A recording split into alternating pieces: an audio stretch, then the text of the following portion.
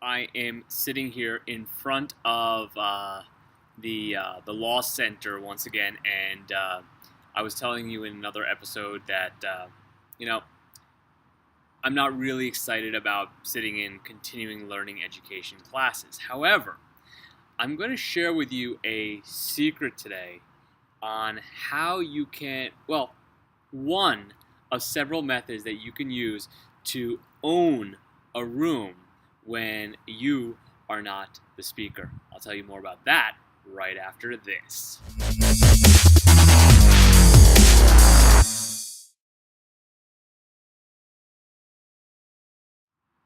All right, so how do you own a room when you're not the speaker and you're not even the guest of honor and you don't have a bullhorn? Well, I'm going to share with you one method that I used, and I apologize for this thing moving all over the place. I'm trying to hold my laptop in my hand, of all things. So here's what I did, and it's basically a method of reaching out or getting to the place where you get to meet the speakers, or you get to meet the presenters, or you get to meet the person who's organizing the event. And basically what you're doing is you are, through the associative property, I think that's what it is, that if you get recognized by the person who's putting on the event, who's speaking on stage, who is the moderator, well then, their expertise, their status, the respect that they command gets transferred over to you when they make reference to you. So I'm going to share with you what I did. So there were some speakers speaking the other day, brilliant Sameer, on law practice management and growing your business, etc. So I'm like, this is where I need to be. Lawyers are part of my niche, and they're always looking to grow their business. But I also knew that it wasn't going to be a particularly exciting event. We're going to be talking about. I won't go into it right now, but let's just say it wasn't exciting. So I thought, well, okay, how do I get recognized in a room where I'm sitting in the audience just like everyone else and I'm not up on stage? So what I had done was I had gone up to the speakers before the presentation started. I introduced myself, I made conversation with them, I shot the shit with them, made some bro jokes, or is it bro jokes? And we got to know each other. Now, I didn't do it with any ulterior motive.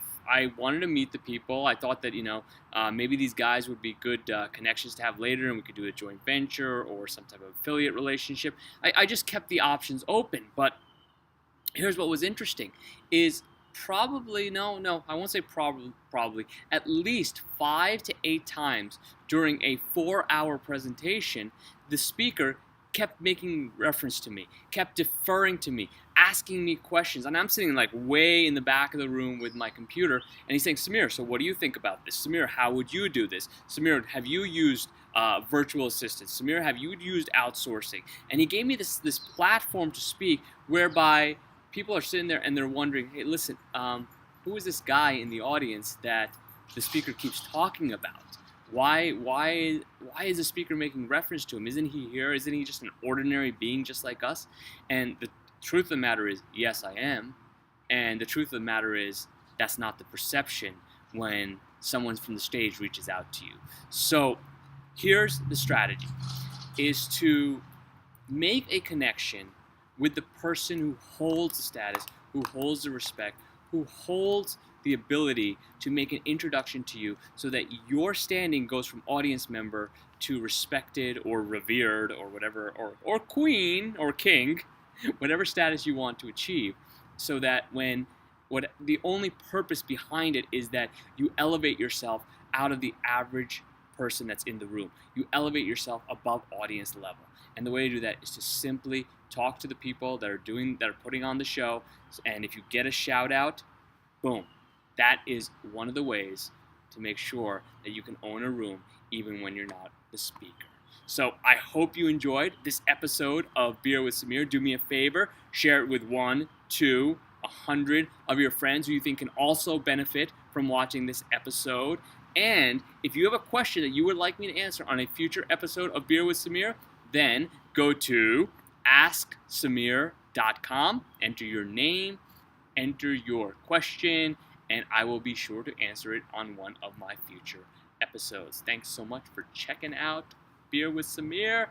Until next time, keep life simple and always remember to play.